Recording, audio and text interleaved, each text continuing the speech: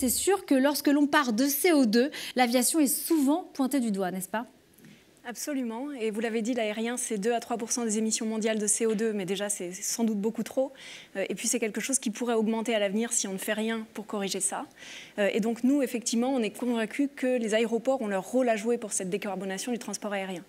Donc c'est à la fois travailler sur nos émissions propres, et donc on a une ambition d'avoir la neutralité carbone en 2030 au plus tard pour les 27 aéroports de notre réseau. Et puis c'est aussi travailler sur ce qui se passe en vol, donc pour les avions, qu'est-ce qui se passe quand l'avion va par exemple de Paris à New York.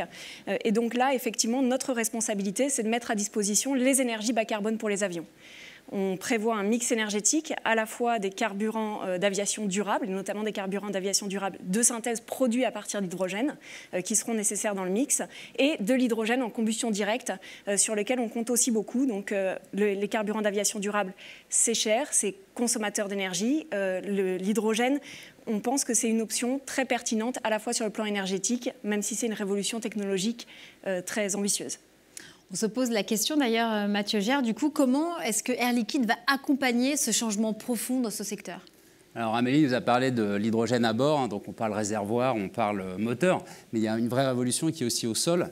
L'avion, il sert un écosystème de mobilité. L'aéroport devient un hub de transport avec des véhicules au sol, des camions, des bus, des taxis. Et donc c'est vraiment tout ça qu'on veut travailler avec ADP.